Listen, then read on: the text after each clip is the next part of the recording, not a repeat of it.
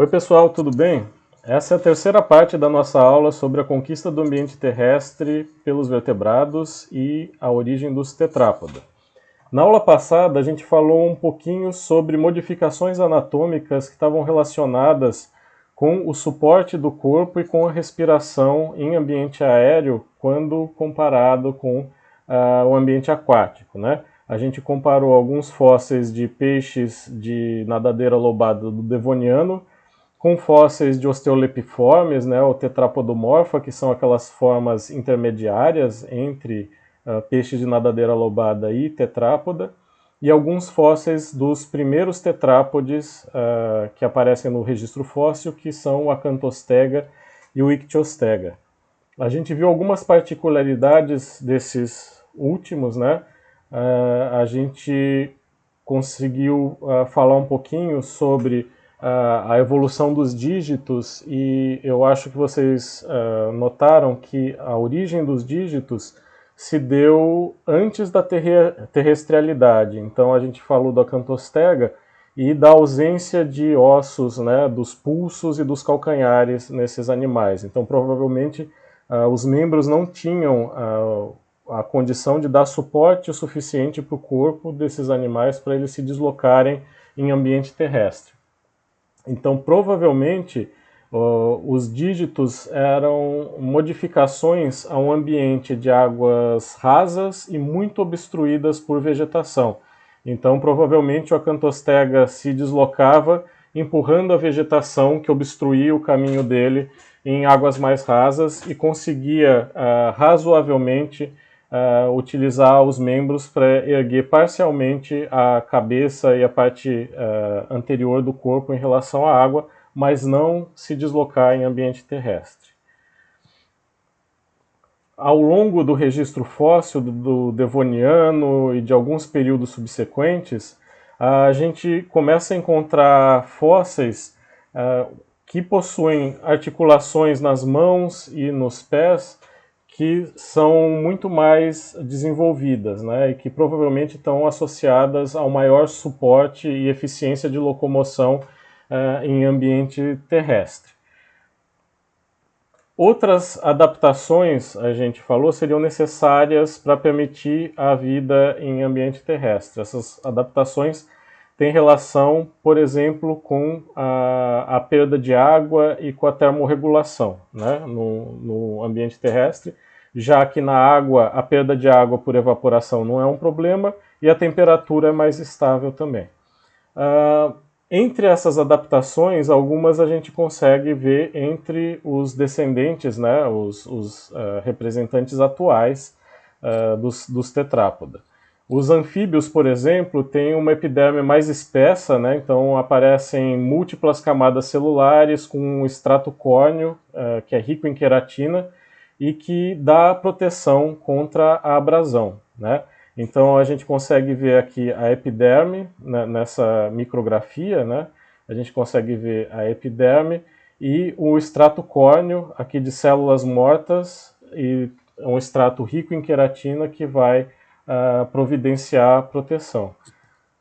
Em associação à proteção, né, que é fornecida pelo extrato córneo, também existem glândulas secretoras, por exemplo, de lipídios e de muco, né? Alguns animais, mesmo os anfíbios que têm um tegumento muito permeável, eles são capazes de secretar lipídios e substâncias mucosas que podem proteger eles durante, por exemplo, horas do dia mais quentes ou durante períodos mais prolongados de estiagem. Eles podem estivar também, algo que a gente falou sobre os peixes pulmonados, né? Eles podem secretar um muco, né, e gerar um casulo, construir um tipo de casulo proteico onde eles podem passar protegidos a maior parte seca do ano, né?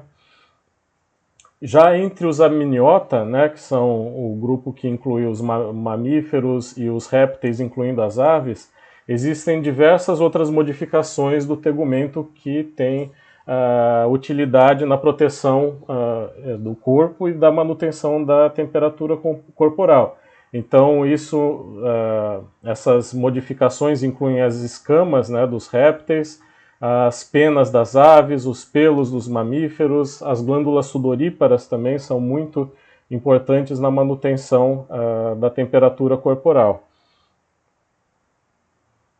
Uma outra adaptação muito importante tem relação com a osmorregulação, né? Então, a conservação da água e o equilíbrio da concentração de sais nos fluidos corporais, né? Em espécies de vertebrados aquáticos, né, isso inclui também os anfíbios aquáticos, os peixes, a gente tem principalmente a excreção de amônia, né? A amônia é um composto nitrogenado muito tóxico, mas ele é muito fácil de ser sintetizado, né? Ele não demanda muita energia. Então, ele pode ser produzido sem muito gasto de energia corporal, mas ele precisa ser expelido rapidamente. Então, os organismos aquáticos normalmente têm uma concentração de íons no corpo maior do que na água, né, circundante, e a água tende então a entrar no corpo, né, pelas superfícies mais permeáveis, né? Isso pode acontecer em áreas de tegumento mais delgado, também pelas brânquias, né? Então, nesses organismos existe uma produção muito abundante de urina, né? Pouco concentrada. Então é produzida muita urina, pouco concentrada, e isso é suficiente para que se liberem os compostos nitrogenados na forma de amônia, né? E que a amônia não fique, né, circulando no corpo por muito tempo.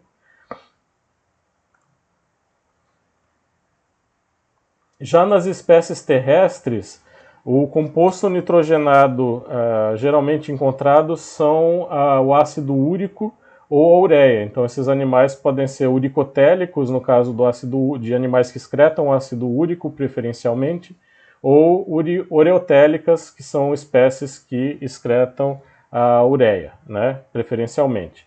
Esses animais normalmente têm uma bexiga urinária expansível, altamente expansível, e podem controlar comportamentalmente a taxa de filtração glomerular. Então, quando a concentração de sais nos fluidos corporais está muito grande, pode haver uma maior reabsorção de água pelos rins, né, durante a produção de urina. Então, existe uma maior absorção de água. Esse processo é realizado exclusivamente pelos rins, né? Então, a unidade formadora dos rins são os néfrons. Ao longo do percurso de cada néfron, né, que constitui o rim, o filtrado glomerular, né, o líquido filtrado a partir do sangue, percorre os túbulos que formam o néfron, e nesses túbulos são reabsorvidos tanto íons quanto nutrientes, e a água também vai ser reabsorvida principalmente nos dutos coletores, né, nas partes mais distais, mais terminais do néfron. E então pode haver alguma reabsorção de íons e também de água de acordo com a concentração de íons nos fluidos corporais. Outro desafio que eu comentei é como ocorre a fecundação no ambiente terrestre, já que não existe suporte da água, né? Quando eu falo no suporte da água, isso é muito representado na reprodução dos peixes, em que você tem, na maioria das espécies, a fecundação externa. Então, o esperma e os ovos são jogados no ambiente, né, são expelidos no ambiente, e os gametas conseguem percorrer o ambiente aquático e se encontrar, e ali há a fecundação. Então, o ambiente aquático dá um suporte necessário para que os gametas consigam se encontrar. No ambiente terrestre isso não é possível, né? Os gametas não conseguem se deslocar no ar.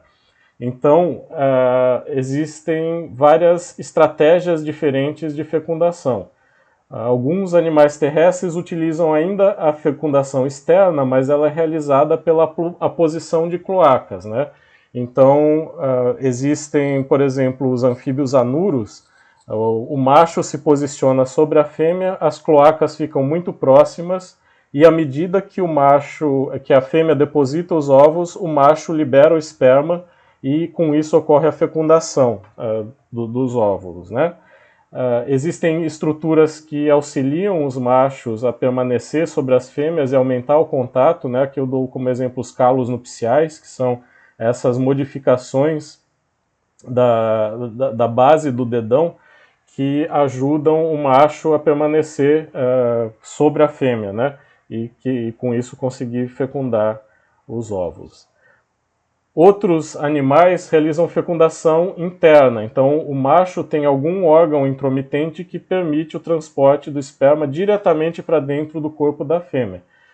Nos anfíbios, por exemplo, as cecílias, né, da ordem Gymnophiona, e alguns anuros, bem poucas espécies de anfíbios anuros, têm um órgão intromitente que normalmente é uma porção eversível da cloaca, alguma modificação do tegumento, né, da cloaca que permite o transporte dos espermatozoides para dentro do corpo da fêmea. Já as salamandras têm uma outra estratégia que é a produção de espermatóforos. Então, espermatóforos. Então os machos produzem um pacotinho, né, uma bolsa contendo o esperma dele, e as fêmeas recolhem essa bolsa com uma estrutura complementar ao espermatóforo no corpo dela, que é uma espermateca. Então uma câmara da cloaca que é adaptada exclusivamente para armazenar os espermatozoides que o macho deixou no espermatóforo.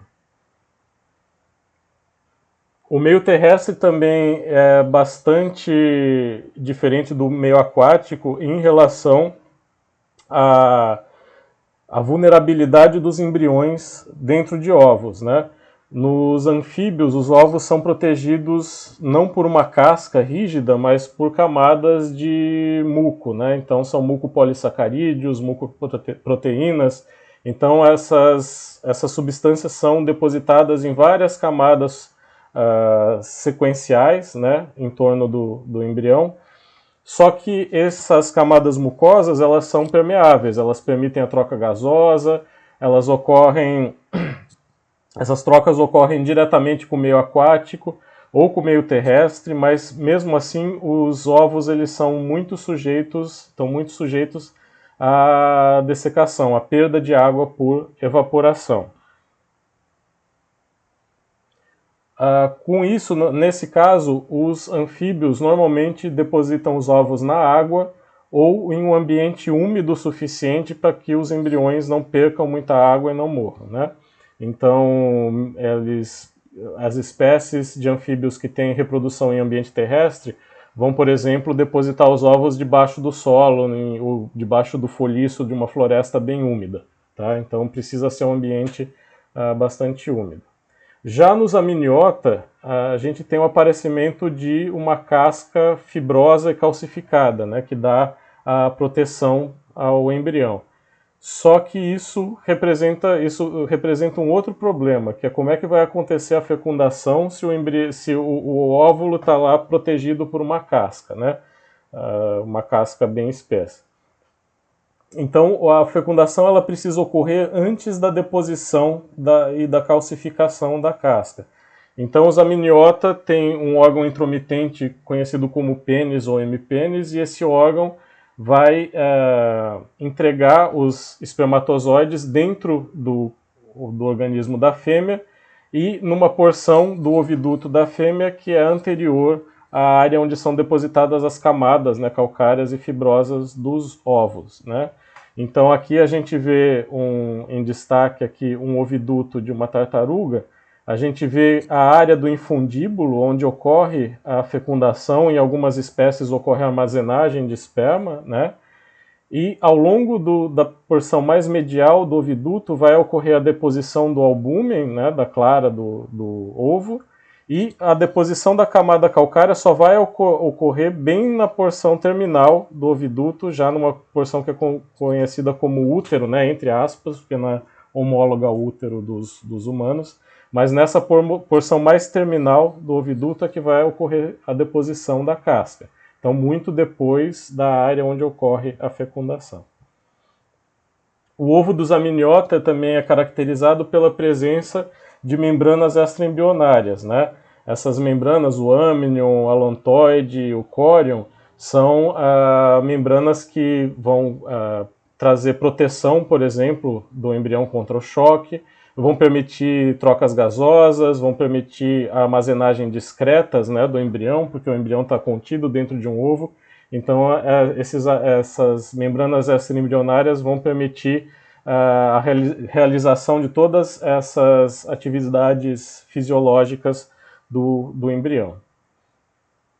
Em alguns animais, claro, nos mamíferos, os mamíferos não têm, com exceção dos monotremados, né, não existe uma casca protegendo o embrião, né, o embrião ele é retido dentro do organismo da mãe, mas esses anexos embrionários estão presentes também, né. E por fim eu falei um pouco que existia um desafio quanto à terrestrialidade, né, em relação aos sistemas sensoriais, né, a luz, os sons, as partículas de odor, elas viajam se transmitem, né, de forma diferente na água e no ar. Então, existem algumas modificações de sistemas sensoriais que estão associadas a uma vida no ambiente terrestre em relação à vida no ambiente aquático, né? Nos animais terrestres, por exemplo, os olhos são grandemente modificados, né, para a visão nesse tipo de meio, né, o meio aéreo. Os olhos dos tetrápodes terrestres têm um cristalino que é acomodável, né, então ele pode variar de forma. Nos peixes o cristalino é fixo e ele só vai se mover, né, para frente ou para trás. Nos tetrápodes, esse cristalino ele pode se modificar, pode mudar de forma para permitir o foco, né, de algum objeto. A córnea também, nos tetrápoda, ela começa a fazer parte do sistema de focalização, né, atua como uma lente mesmo. Nos peixes, a córnea ela é plana, ela não tem um formato de lente, então ela não faz parte, ela não atua na focalização de objetos.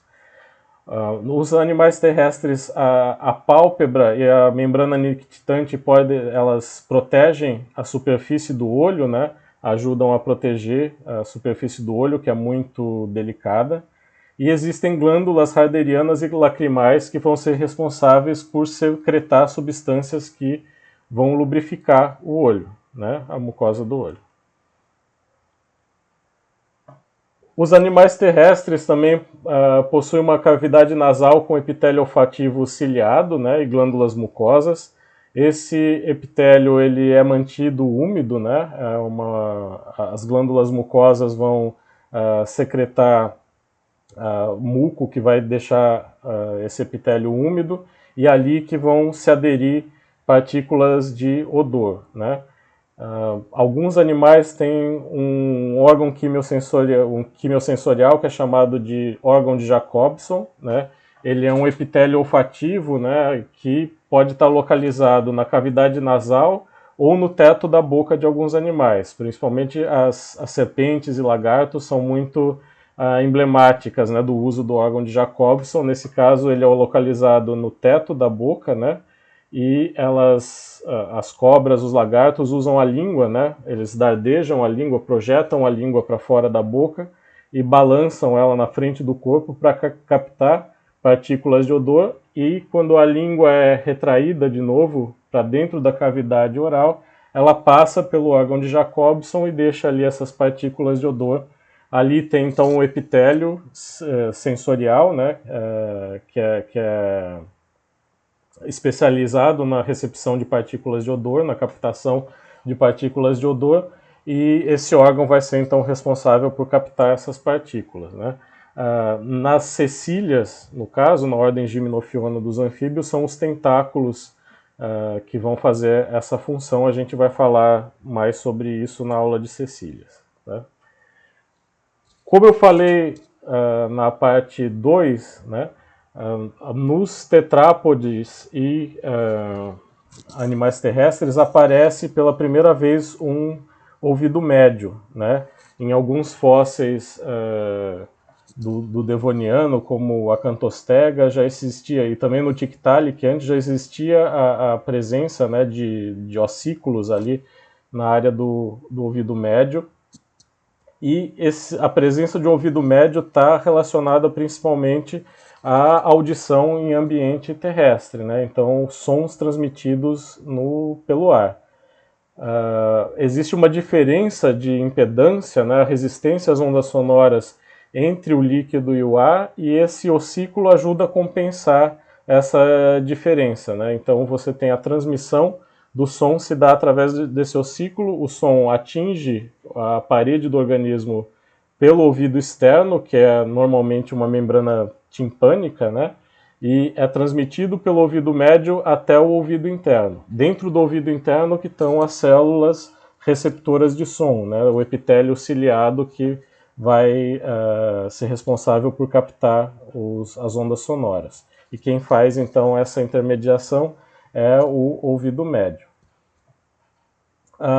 Nos anfíbios e répteis existe só um ossículo, né, que constitui o ouvido médio, que é chamado de columela.